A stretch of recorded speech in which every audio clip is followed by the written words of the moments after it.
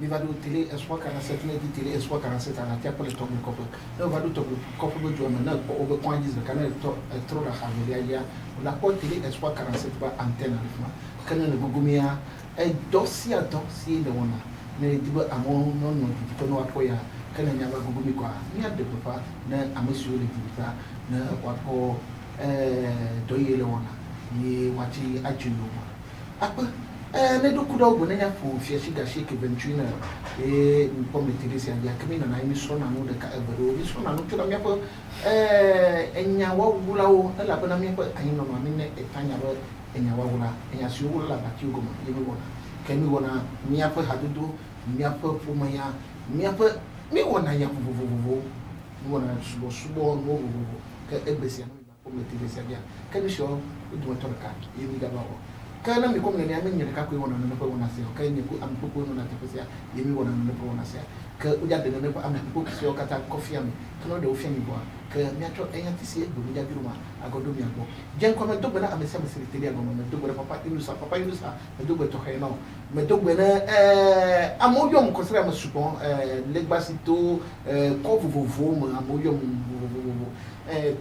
victoire après le chevier bolumoji ayom ba wale besia iba pia me amodo na pia me gogogo amodo ya antenne ganji e va ko ba ni ko iba pia me via o kito amokata bachi ke ona jagwa plantain bitu kata na wa no nyala ke amesia mesile te point que le point pays ya mi do benem yo kata apesi apoma ke mi dia mi do benem to le ko mi amo yo le ko mi kata mi do benem ade ti ko pe ni mo be mi amo gogo to yo mi kan ti ko pe me do benemi ala bana gamia tani matia do benemi le karika ke mi bi jabo wa ke nya no ara chen ta nenye me do bono wa ko na mina apo amapupo ko le gwenya ka wa do fia mina wa do kesi wa do ko na nya ko no nya wo zolo yo le ko fumo to ole yo da to do nya wo do yi nya wo zo ka eno Funya, dia wila hanya gitu tu. Boy, dia tahu jisu. Okay. Benyo. Akpe jina mau, mi bio mau ya wa kuin fafa na be dolo pata wa kwa menyo ko pasa ro sai mavo. Nyati penya nko nyeli ni Imam Wiga Kofi Abdallah so palime. Mfiona le yako ni akike les réseaux sociaux WhatsApp, YouTube, apena apa ke wili to jisha magobo la chupalima aba fia za ama aba ma nsosoa ni video ni ma ona do etepe no na mla message apa funya ya manno ame yo gugu mu ya te papi yo e te na message ame afi ame mi o yu dao de do ko bia ya tuna apa to isu to ya tak punya kabanya mau ya oh yang aku tuh justru kopi beda muncul change jadi moji ame kita pun itu di twist boleh barang pun itu cuma udah tak ada apa-apa maka Yesus Kristus bigo kiki ini mi abe gida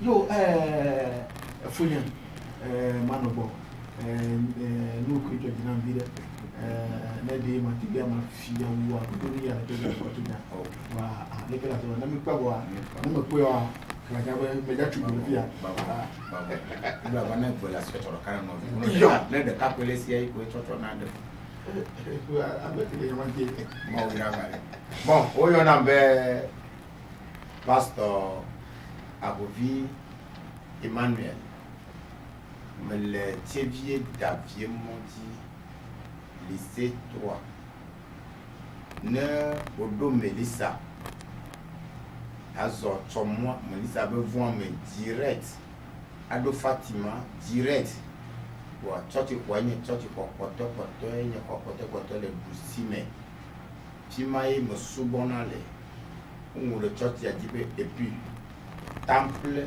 le rocher timaye idona gwadale yona dorma ou dona meli yona dona mole nemi dimi bafima kwa nyakon ma wirami apa le yele bodile de ya de ka mula ko kala si o se pas le yo yo funya Kutua. Bien on a. Abalubevelo. De plus nambo. Oyo nambe maunya kakala Samuel. Mecho Église du Christ abele kemia fofo agbele ne egbedo chevie kwa bioba juani yeyare kono gbedi ole juani yeya kwa chogakpoa ko akpomi le gbaja jile tepoma akpe wona ndana nzigiri ba zigiri a chevie to pali me ko ivana wa ame yo le to ko fa lo am je na pastor wa lo fiana ho ko wona ndana mo kanti o kano le tili akomi I'm going to go over the noir, you are the Yoma, Yo, you ain't sure could as by Yami, I miss one or two, Mangrover, could I let the car, cool Coseradoya, Miss Romucho, Jim, and not a winner, you know, and from 20, but Esqui, Evac, but Yamia, I don't make it, but Yamia. Que mi non so non coin immaginavo mi ava trova un po' di moda che mi den coin mi e bia mi aigi e la bana encho me bia pastor Samuel ba est-ce que Yesu Christ ibe do ta suri e wo ibe do fo alo ba ko to que e do tinam ni me de kamiata ni mai fu que ba jule fo me va Imam Abdallah go e Imam Abdallah maybe match ya kile carpenter ya na gamiata maybe ba look at Yesu Kristo no uja Jerusalem hogala wa mui alo ya mui ya tro chonke keton awa tro chi maybe ya 20 ye sima ni ko mi apa enu sosura e ba ewulu ka egia yayi jafa chok mario akumi na watro eji na me elabana mo abeda grobe Yesu Kristo a me vale no no ta sa me ba be akku ma yakku de no la ta donc wa inji dreka okay simele ke ngloba ya pedo de jina ma o nyate pe nyi so a Pastor Samuel Benya mele globe ke Yesu be ku kwa ebe ewu no katanu la tichogaji eno era inu woli angbalo ele globe Yesu ntonto be vava ma o de la va glo ma o be nyai nene ebe nu chefio le ma mu ibe ma o de be la va kura mota ye monsieur Jasco Yesu bo ke Yesu blon les Jean 2 verset 19 à 20 mais Jérusalem be ho ola mui ola gben ye ya tro fo nkiki to ware yade nyate pe nu keti Jasco et monsieur Jasco Bionyawa nene o de ne go mo na be Yesu le pompo sokure nto be ntila muni hwanto parce que Yesu blene be nya les Jean 2 verset 19 à 20 oh Jean 2 verset 19 20 o be e hoya kemi son e pe blan ne voit den so tout mi so 46 ans so tout Jérusalem be ho et Salomon tout bet Mark 10 46 ans ye wa ola gbe ya te tinkeke toma yo la te tinkeke toma les mea Étienne, n'est pas acte 6. N'est pas acte 6 so verset 14 so verset 8 à 14. Verset 8 pour 14. Bon, verset 14 nous te les déjà comme. Étienne to aide et nyawa ki Yesu blanc comme. Acte 6 verset 14 Ame ko si te bola ou Étienne parce que Yesu blanc ne benya Israël aussi te bola oui. Étienne 80 blé il y a pas de goménon. Au cas nous avons attendu cet homme dit Jésus, ce Nazaréen. Ça dit on va détruire ce temple et il le relèvera en 3 jours. Ça dit Étienne les dégomé les goménade. Ola gbanene be howa Jérusalem be howa. Que Jésus le globé nkeke towa ya trop fou globé. Jésus va changer la coutume que Moïse nous a donnée. Jésus la trop niabe agbenono ke Mose son ami ye Yesu le jatro Étienne de Gom les actes 6 verset 14 donc pas balé tama den ko ngame bien la bana yes o globana Yesu Nazareth tosia la gle tepesia ayi wa do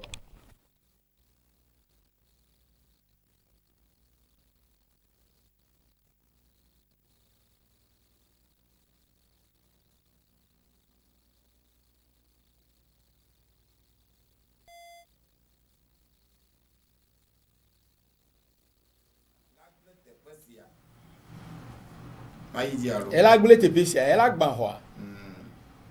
Eye wa du do konu owo si o mo si cho de asinami. Ewa. Donc Acte 6 verset 14 denya ke Yesu blogome. Mui Yesu les gars fiobe mui les gars kuro me nous vont. Voyez ben nous fion et la doli a benono ke me Israël violé. Parce que Israël violé va trop va les on. Nous ko ma obesi agio. Nous mui Yesu le blogo la wi. Nous kentio. Parce que ne mi quoi. Nemi pas Jean 19 verset 11. Jean 19 verset 11. Jean 19 verset 11 à Yesu le blona Pilato. Yesu kokwe. Jean 19 verset 11. Et le blona Pilate benadi. Ça dit, tu n'auras aucun pouvoir sur moi si ça ne t'avait pas donné d'en haut. Et oh, Judas. Et oh, et Pilato. On m'a donc c'est les gens battés au nous baranamu. Neni be nous c'est on non ce tipo. C'est pourquoi je te le dis. Et l'on a mis le blona au Pilato benadi. Ça dit, celui qui me livre à toi commet un plus grand péché. Ame que somme les dasinawa, be awa, et au nouveau grand. Yesu bede, ame que Judas Iscariot qui va so inaboni oude, et au nouveau. Ne Yesu be quoi ni nuer. N'qu'est Yesu be Judas qui soit dasi au nouveau. Et abai. Ne mi pas comme Matthieu 26. Jean 19 verset 11. Johannes pas par le tabi a cheke cho bokui amovi de ke alo bokui de kelia. Yesu dong ne bona. Yesu dong ne bana. Nsi ade ke mano asi ode nye o. Ne menye le ona o cho jibo le esiata amesi dem asina o la o nouveau wu. Et on nouveau wu. Ne mi ba Dieu le founoir. Yesu le blanc. Le Matthieu 26 verset 24. Yesu bede Matthieu 26 verset 24. Verset 24. Yesu bede Matthieu est à blab voir de blab vonne. Yesu le globena ejebe Yesu la trojo et la trojo qui m'a de vers la trojo. Si bele ko ngolo le nu ngolo me dade ne beni vers la trojo. Yesu le globena malheur à l'homme par qui le fils de l'homme est livré. Écoute Jésus na ame que so Yesu kenya gbeto wi so dasi. Mieux vaudrait pour lui qui ne fut pas né. Et là, que nous avons mis un oubou dio. Ne Yesu la va couiller et dim et nous voulons que que c'est là pas mal ou deux. Nous que pas mais que c'est dacia et écoute Jésus na Judas Iscariot. Yebe là que nous ne oubou dio. Ne Yesu be kuku nous là be et là que djebe o la diamé on la subo nene. Et là que quoi ya yere passer o nuit. Donc Yesu be nous fiant. Mou les fio be ma ou de ba be la ba kuro me be nou vont tak boyo la so ese nou oli akunu poche ke so kenyo. Parce ne gbe mi gbe nou oli ake won ma gajo ba le church cha. Parce nou e nou jojo le church nou oli ai. E nou nana ke pe. Imam Abdallah. Oui. Agnon. Yesu benofio e fia ba agbenonosie Israël bio ba le noma. E dibe ya troe. Ye ya Mosi be esia entidoa ya troy ako imam ebe wamu Jerusalem be hogala ye enkeketon matro tu nukata Yesu Kristo isme oken de atichu galate ke udi o ke daro yodolama tununu enkeketon ye before nukata ye olumana. Merci. Gatepea no po Yesu a be mu Yesu mo nke to le odo me ele edua me Leko. Pastor ko nya Pastor nya nya ni menyo. Mi nya be Yesu a vendredi nuit fida bezan me yo se do doa me. Mi non hero fida bezan me nous que tu le débla Bible le fait nous que tu le débla to chabola de passer samedi Israël vient au monde adore. Donc on me dit be ça n'est pour minuit au do samedi mais on me dit be ola do même les dagbe ne posa gavia les church to be se me mi do some. Donc au débla Bible fait bobo débla di Yesu. Ku sube ga me ne unke sabatia o me daga odo. Mi selo fida bezan o so Yesu so do edoa me. Et unke même les da samedi Eva ezareka e unkekereka feed nkekewa même les dans bezan eva zaneno ezameve nkekereka ezameve consider gbendi be Yesu fo est-ce consider bébé ezandoa Yesu mo ke ka meto le dom et nous là merci mi trouve estro ignoré nous le estro à quoi t'as pas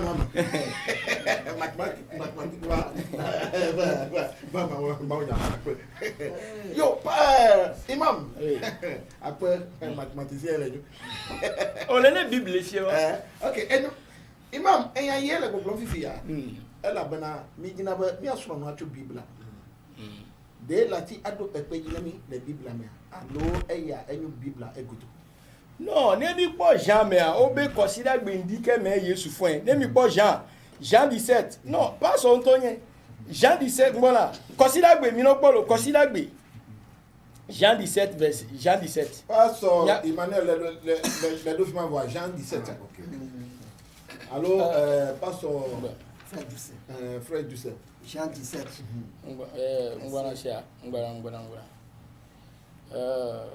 OK là do ya no ti no bloquer pour ça parce que ça dit a mesia menya be na de Yesu a ndi consider gbendi me be fon ala mo a mesia munya ne e ne consider gbendi me Yesu fon de gaka me odi Yesu OK mi quoi te faire voir quel mi gaka me odi verset gaka ke Yesu fon le main Jean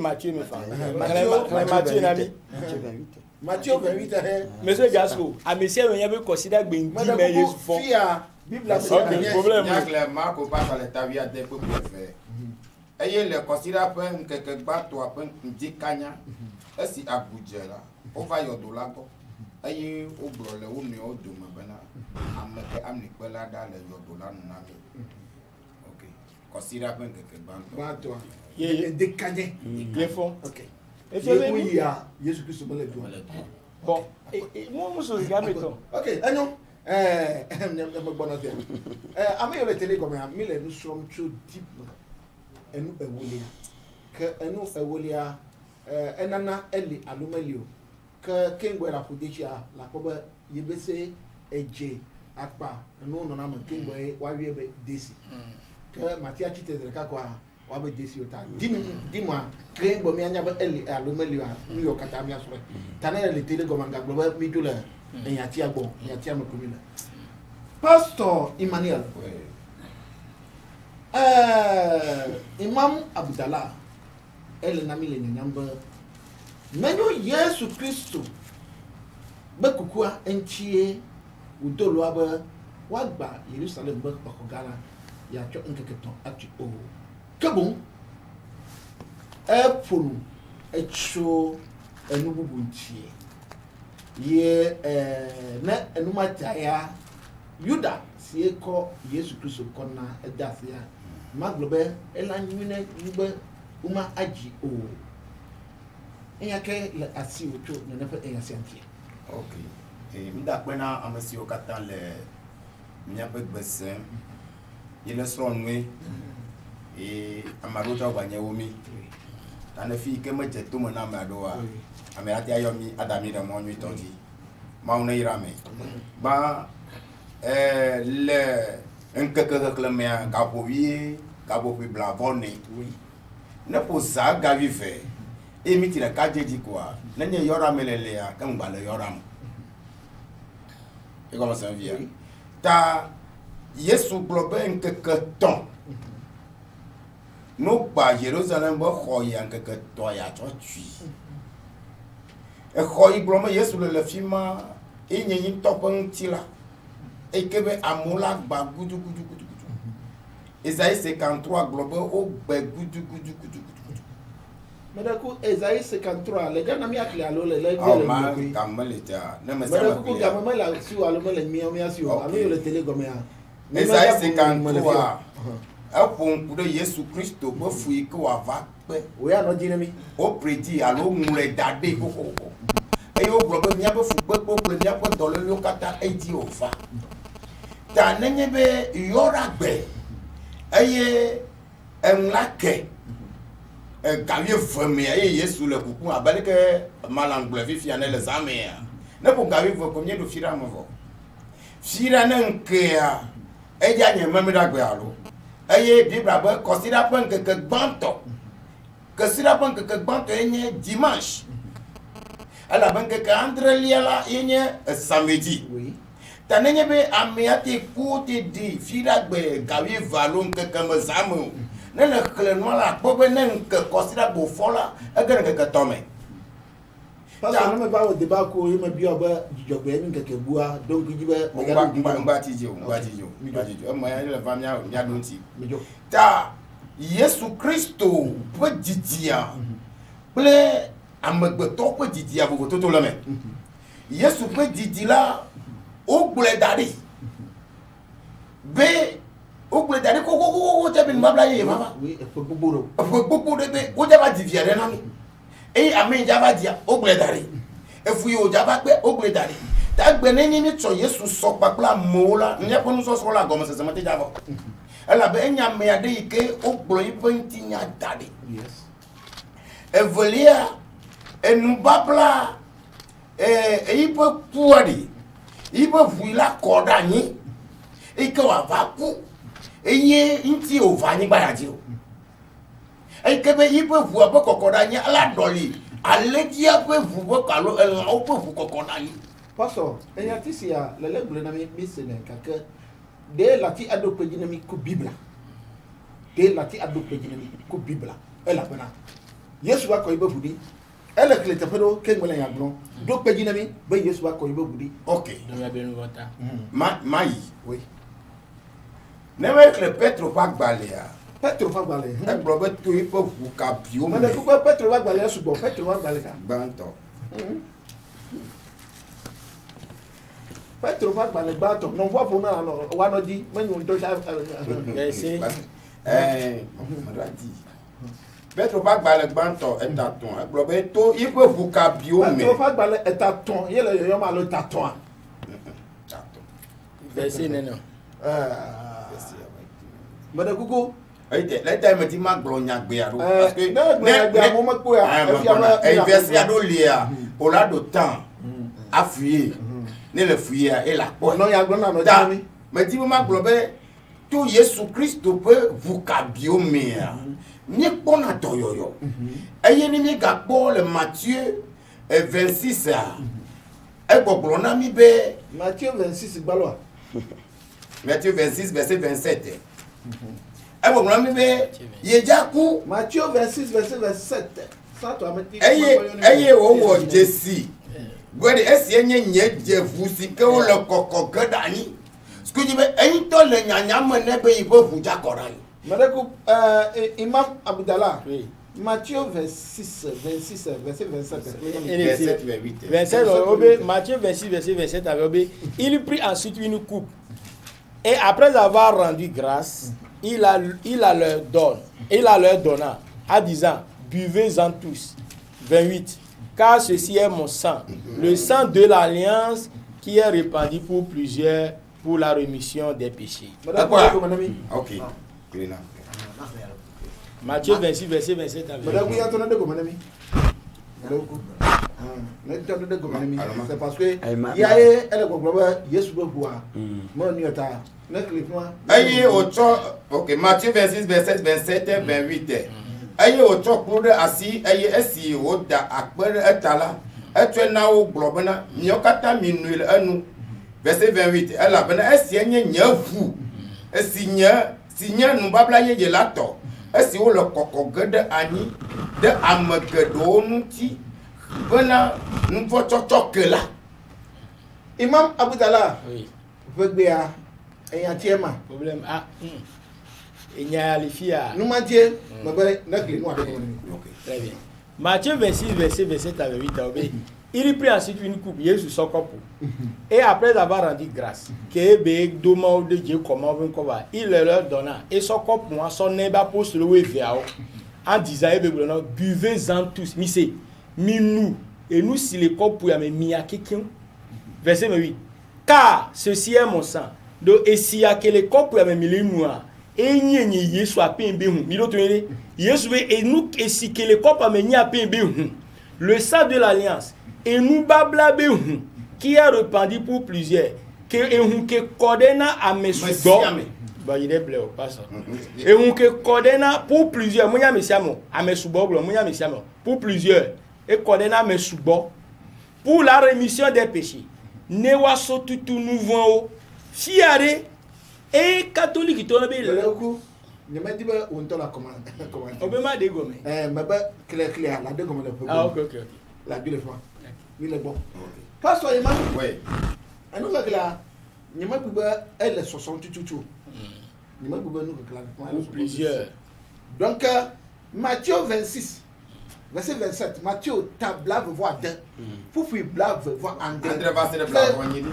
il est blave il est ma trocle ba de ku trocle bojire na trocle nami bojire Mathieu va ba gbalé de ku amabu na kle nami OK Mathieu peut agbalé table va d'un la vendre c'est la bonne agbalé et au choplu de assis et si au da akpere table là achona wo globana mikata minuel anu elabena esienye nyevu sinye mbabla ye la to si o kode anyi le amegedewo nti hena mbokekela Madako Imam ya sokuta wa amegede eso plusieurs munya mesiamo sokuta wa eso kunu qualifié après pastor oui oba amegede awo menya mesiamo tout le monde et tout vous il y en a plusieurs très bien OK Madako ma correctement yeah yidi ma yi dia no ko na mesia me be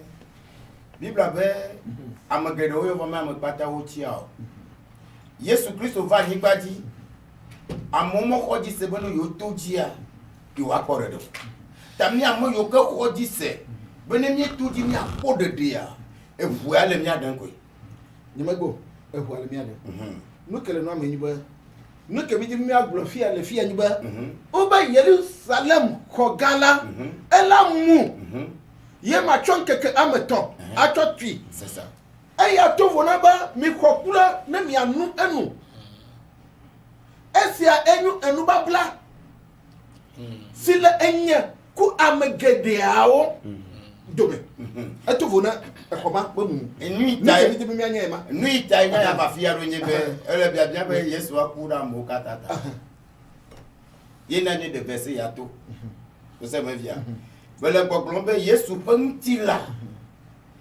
enyako eyi ekoma igbomo lebe no gbea enkeketon ya onka ya 3 tui ye ma le nso so ma ya Bible le gbogbon be yo wenkeketo agbepu nkeketo wo di nkeketo agbafo ta ekoya gbomo le ya enye ye pantila igbomo le menye Jerusalem ko ya ko to bulbutua mekele nkpokpo mekele ti agbegbe magbegbo nkeke to ati nu mata Imam Abu Dala de gome no ba u de gome ye egloba u cho e pe blan for ade cho kwa ka menu apot ye u cho pe blan for ade cho tua ye u ja agba rason qui calme to agba we Imam Abu Dala oui nene le clément nene mu mewa OK ye Etienne va de gome très bien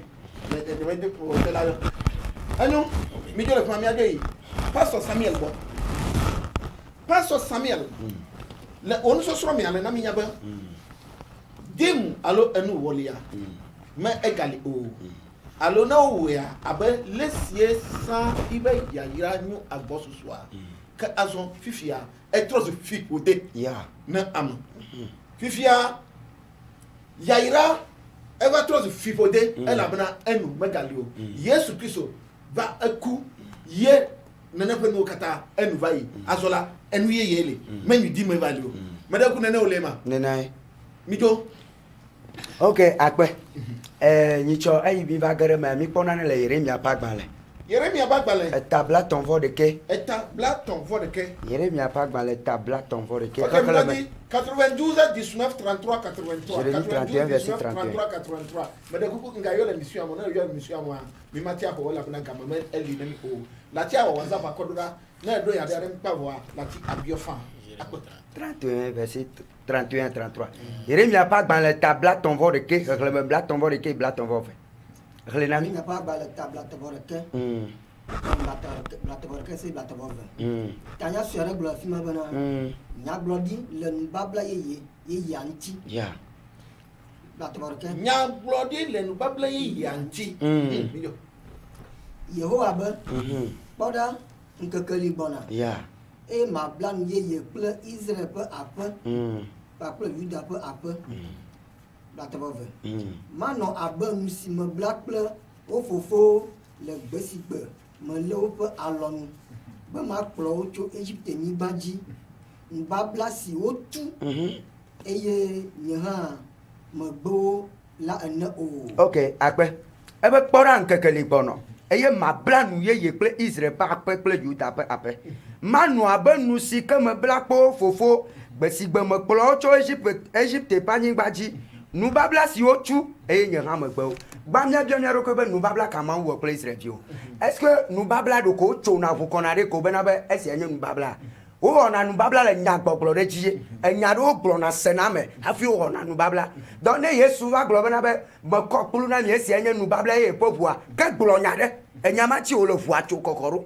Ok, nubabla kae Mawu wɔ kple Israelviwo le Egypte nyigba dzi yewo be nubabla ma yi ma gba wɔe. Míakpɔe le Deutéronome Mose ƒe agbalẽ atɔ̃lia. Deutéronome chapitre 26. Deutéronome chapitre 26. Verset 17. Verset 17 à quoi le nom? Deutéronome. Alors Deutéronome. Mose ƒe agbalẽ atɔ̃lia. Ya. Tabla wade. Et puis we andre. Egblɔ be. Eka ɖe dzi na Yehowa. Egbea bena. Ya. Eye nye yeƒe Mawu. Eye yeazɔ eƒe mɔwo dzi. Yalé eƒe ɖoɖo. Sewo. Kple kɔnuwo me ɖe asi. Très bien. Ok. Ok. Bible ale gblɔ be ɖe. Enya ti ame etɔ̃ dzi Mawu wɔ nubabla kple Israelviwo ɖo. Ese ɖoɖo kɔnu enu ame etɔ̃ ya. Esea ye me ewolia le. Ɖoɖoa ye me ewolia le. Kɔnua ye me ewolia le. Ɖoɖo ya ɖe ye Israelviwo mete le wɔ ye wotɔ Malachi ɖo ɖa. Ye Malachi le to nɔ be ɖe. Tso keke mia fofo ŋɔli ke mi gble mi ƒo asa na nye ɖoɖo. Mi me le wo dzi wɔm o. Dodo ke ye Malachi le gblɔ le fi ma pastorwo ke xɔna wolia le hameviwo si wo ma xlẽ dodo ma na. Malachi chapitre 3. Très bien. Malachi chapitre 3. Yeah, ok. Malachi chapitre 3. Tso mia fofo ŋɔli ke mi ƒo asa na nye ɖoɖo. Ya. Eye mi wɔ wo dzi o. Mi trɔ ɖe ŋunye. Ekema nye hã matrɔ ɖe mia ŋu. Yi dzi va se ɖe 9. Eye ne mie be aleke miatrɔ hã la. Ɖe amegbetɔ afu Mawu hafi miawo mi le fli ma. Ya. Eye ne mie be nu ka mietsɔ flu o hã la. Ɖe menye enuwo ƒe ewolia kple adzɔwoa. Woƒo fi de mi tso hafi mi katã mi le fli nyem. Amen. Amen. Pastor Emmanuel Medeku. Pastor Emmanuel. Ameya oko ameya ole Yesu hamea mo. Amerika onyu. Ani ameya lo. Se blala no wadu. Medeku klema shi anami. Okay. Nami akoba enya ko kliade nyatebe ma. Mijo. Malachi 3. 3 verset 7 à 9. Malachi ba gbale tame tɔn tso kpukpui ame andre va se ɖe ame asiekelia dzi. Tso mia fofo ŋɔli ke mieƒo asa na nye ɖoɖo eye miewɔ wo dzi o. Mitrɔ ɖe nu nye. Ekema nye hã matrɔ ɖe mia nu. Yehowa Zebat ye gblɔe. Eye ne miebe aleke miatrɔe hã la. De amegbetɔ aflu Mawu hafi miawoe ya mie le fli ma. Eye ne miebe nu ka ye mietsɔ flu ye ma hã la. De menye enuwo ƒe ewolia kple adzɔwo wa. De menye enu ewolia ku adzɔ noa. Kpukpui ame asieke enyila le ŋu be de menye nu wolia kple adzɔwo wa gbogbo asike le wo ƒo fi de mi tso hafi miawo katã mie le flim mi he nuwo ƒe ewolia katã yi nudzraɖoƒe la ne wòanye nuɖuɖu le aƒenye me mi tsɔ esia do ŋkpɔ abe nye maʋu dziƒo nu eye nye maɖuɖu yayra aƒo ɖe mia dzi wòakpɔ me wo mahã. Mada kuku. Nefa. Trɔ va me gbɛdo me. Ne la trɔ kele teƒe ma gbado nuwuwu ale mi. Mi ke nuwo va nye aƒe me. Be de ma trɔ zu yayra ye wòadza abe etsi. Adudu kɔ ɖe mia dzi o me. Mada kuku enya fi ma me di ma se gɔme ne. Trɔ yi na xlẽ ne mi. Ma xlẽ dzi woƒo fi de mi tso hafi miawo katã mie le flim mi he nuwo ƒe ewolia katã yi aƒe nudzraɖoƒe la ne wòanye nuɖuɖu le aƒenye me mi tsɔ esiawo do ŋkpɔ abe nye maʋu dziƒo nu eye nye maɖuɖu yayra aƒo ɖe mia dzi wòagbɔ me mahã. Yehowa Zebati ye gblɔe. Enyo Yehowa Zebati ye gblɔe. Pastor Samuel. Le dza yin atso adi gake ma biɔ yake mo. Pastor Samuel. Le tɔdzi ebe mi le flie ku enu ewolia. Très bien. Efia be Mawu ye le gbɔgblɔm be. O le flui. O le yi flum ku enu ewolia. Gake enuwa ele gbɔgblɔm be mi kɔ nane ƒe enu ewolia katã kɔ yi nya aƒe me. Ne wòatrɔ zu nuɖuɖu. Le aƒea me. Le aƒea me. Pɔpɔ de nye ma yra mi ye wòadza abe etsi akɔ ɖe mia dzi o ma. Pastor Samuel de gɔme ne mi. Ok. Ekpɔ be ese ke Mawu tsɔ na Israelviwo yewo yɔe be wolia ƒe se ɖe ɖoɖo le ŋuti. Ye ŋuti ke Israelviwo meva le wɔ ɖoɖoa oa Mawu be mi trɔ ɖe ɖoɖoa ŋuti ekema nye hã matrɔ ɖe mia ŋuti. Ɖoɖo kadie. Ɖoɖo ewolia ƒe ɖoɖoa. Ɖoɖo ka ye Mawu eyi Mawu tsɔ ewolia de asi etsɔ ɖoɖo kpe ɖe ŋuti be woawɔe. Fi ka ɖoɖoa lo ɖoɖoa tsa le Biblia me. Mede kuku ye mi di be mianya. Ɖoɖoa. Ok, Deutéronome. Deutéronome. Chapitre 14. Chapitre 14. Mose ƒe agbalẽ atɔ̃lia. Tawene. Bibla bɔ ve. Mede ku ye yɔ bla bɛ alo wele. Aye yɔ. Ah, mi jo. Deutéronome 14 verset 22 à 29. Fi ma ebele ma. Mose ƒe agbalẽ atɔ̃lia. Tawene. Bibla bɔ ve. Ba bibla bɔ aseke. Tanya vi sur avec. Tanya sia gblɔ fi ma bena. Ewolia nana. Ewolia nana. Yeji. Gblɔ be. Na wo agblemenuwo ƒe ewolia sia ƒe pɛpɛpɛ. Yeji. Eye nanu wo wɔe ƒe ewolia. Eye Na ewolia. Eƒe sia ƒe pɛpɛpɛ. Ya. Na enu ewolia. Eƒe sia ƒe pɛpɛpɛ. Nɔfile ne mi ɖeka ɖeka na gbɔdzi ɖe. Na wo agblemenuwo ƒe ewolia ƒe sia ƒe pɛpɛpɛ eye nanu wo wɔe ƒe ewolia eye naɖu wo bli kple wo ami ƒe ewolia kpakple wo nyi kple alẽwo ƒe ŋgɔgbewo le teƒe si Yehowa wo Mawu atia be yeƒe ŋkɔ nanɔ la. Ne nanya ale si navɔ Yehowa wo Mawu la ye sia yi. Blavɔ ne. Ke ne emɔ didi na wo ke ne Yehowa wo Mawu yra wo eye mɔ didi na wo akpa be mate ŋu atsɔ wo ayi o la. Elabena teƒe si Yehowa wo Mawu atia be yeƒe ŋkɔ nanɔ la gbɔ metsɔ wo o la. Kpekpe blavatɔ.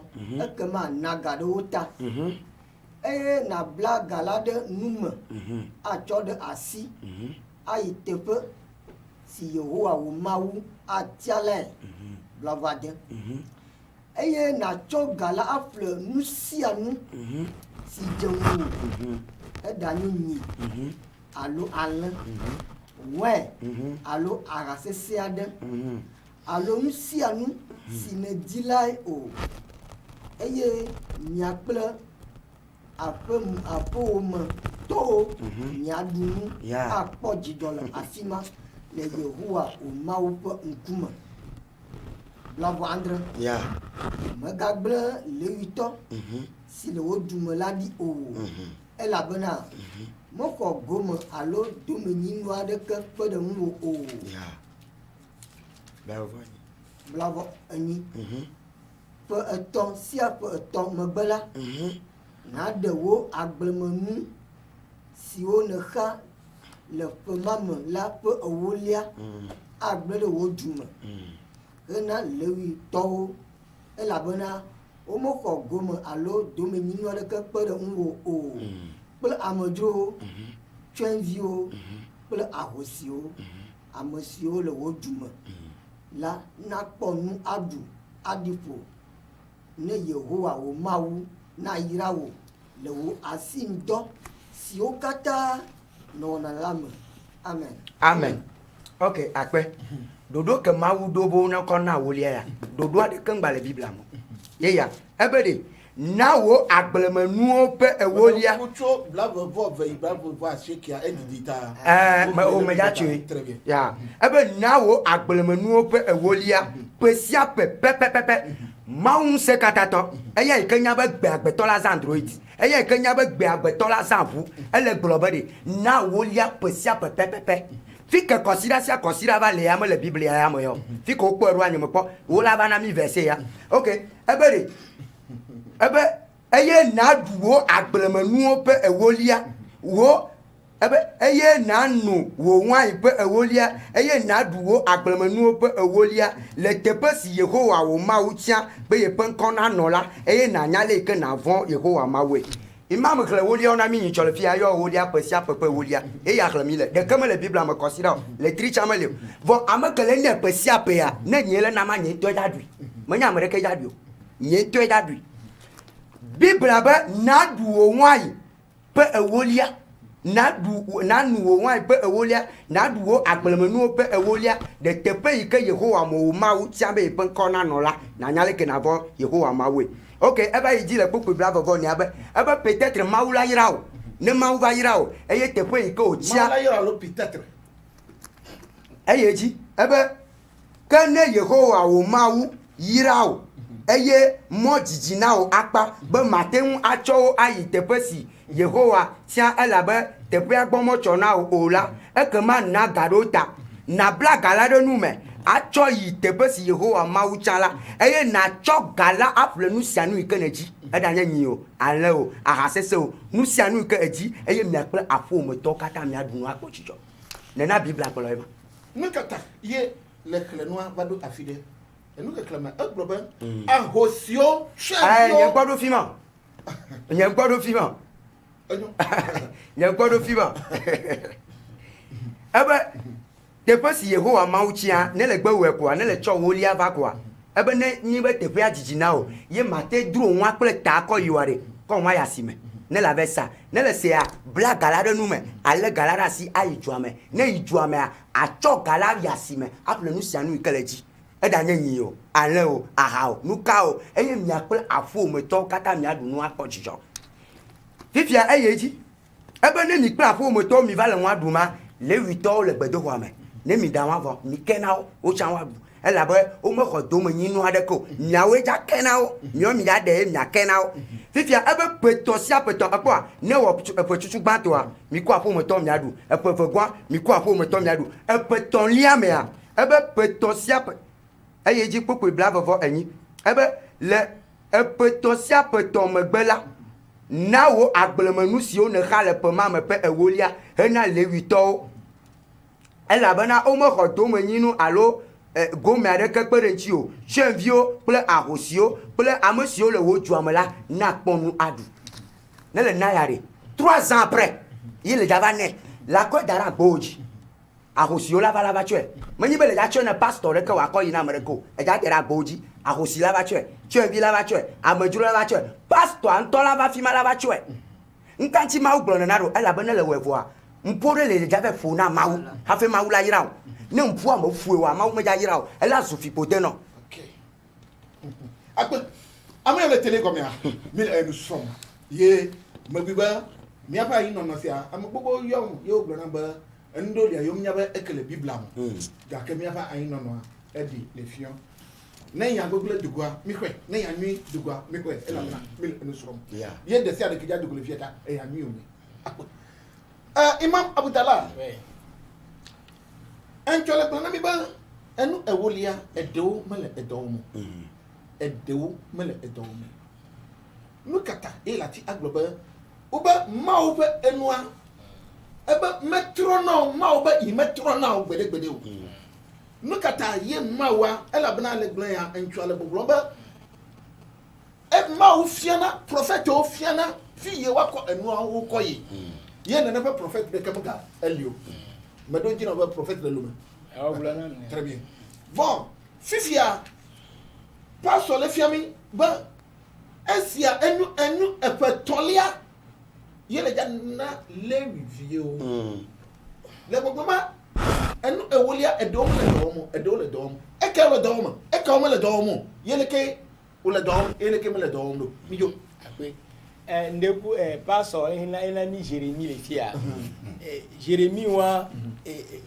Jérémie 31 verset Jérémie 31 verset 31 à 36 ça verset 31 à 36 pastor le fiembe maunto glo na Israël yobe ye jawo nu babla ye ku ke manyi hoho to ye pastor le globe le enu babla ye ke mau ya oku a mau ve fien le fiko eve le nami ove nami enia Deutéronome ove on a Deutéronome non enu babla to mau fiomi le Jérémie 34 mais que bewa mouye gbe nu olia yo parce que Jérémie 31 verset 33 ngai me ko va ya kan boy just ko tunya lam na muso ya obe enu babla ye ke mau wo kudo Israël viwa mau fie yo ve na Deutéronome va mau de efio le fie Jérémie 31 verset 33 mais voici l'alliance que je ferai avec la maison d'Israël après ces jours-là dit l'Éternel je mettrai ma loi au-dedans d'eux c'est ça l'alliance ma soeur est signée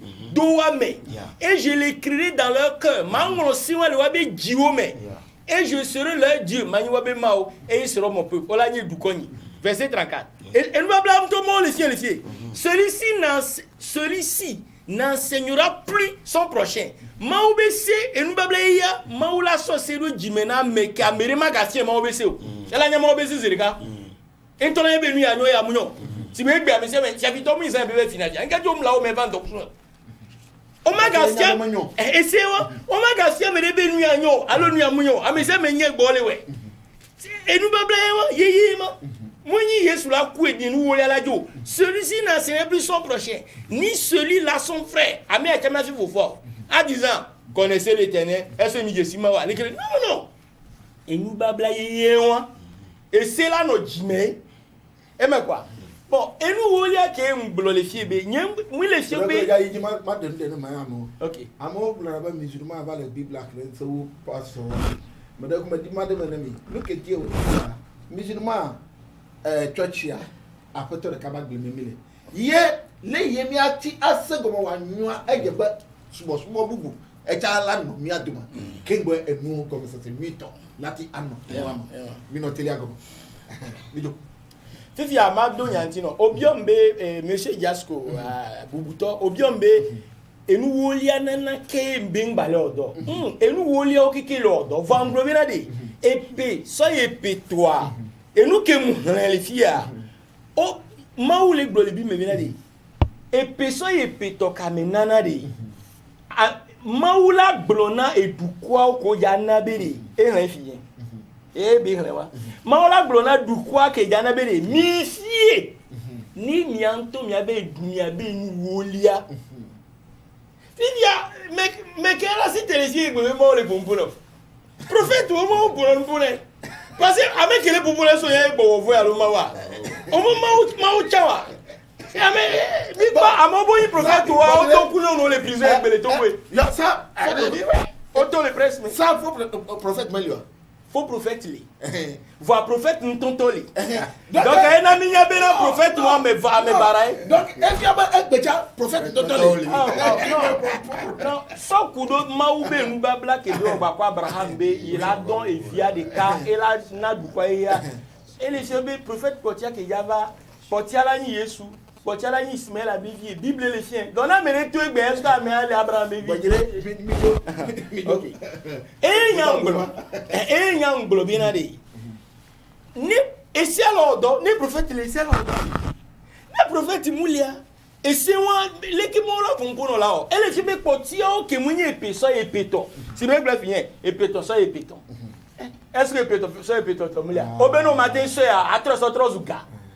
osé mais donc à nemi les gars et nous nana ya que on m'a gardé dans le church parce que nombre et hébreu 10 qu'on a ni sur verset 5 à obe yesu be ke va ya me ma obe emleji avosa yemleji nana enti on m'a gardé nous là donc on fera dans on m'a gardé nous on m'a gardé nous on mu nous ya le funu on m'a gardé donc on m'a gardé dans le church parce qu'on mu nous ya le funu et puis faut vider ba kamia ba chikel mi anti for de lenya den ma ba agbia mi akepa enjo magule na mi voa le poba fi ya mi kekelema na mi pa le fi ya amuma sena ke gomo amuma sena ke gomo donc enchoa egaleji na mi pa na kwa deba ya mi jaba suro no cho vanavinti mada ku na maka yijo cha maga bo na mi pa deba ya mi jaba suro no cho vanavi mi ke o yara mo we mi ke o yara be vanavi est-ce que vanavia nu ke o be nyu gbogbo fun yen na uji church toji vanavia de leke o wona do mi jaba suro no cho ti na deba ya pa voilà pastor klena mi biti am ovekwe poto na enchoa we jado wu na mi adwele bo ayo eya kela pe abla na ikama di ma gboro nye bele Luc 18 verset 12 Luc 18 verset 12 a gboro bana 12 ala gboro bana Metia nous donne si veulent considérer de kame. Mechina nous donne si veulent considérer de kame. Aye metro nous sio kata soit assigne là pour ewolia nana. Ye metro nous sio kata su assigne be ewolia nana. Menye be tona de nano. Ça aya ya elle Yesu, elle ya gbona Yesu direct. Evolia de et correct to ba gba makle yakwa. Elle avait Paul là, elle so yuda tome. Quand de temps pas balagban to ta marché que beaucoup ya mu 8 to va se bien né. Yo le popolo fi adon ku je la bana ncho ya choma yo adon. Mais on va dire.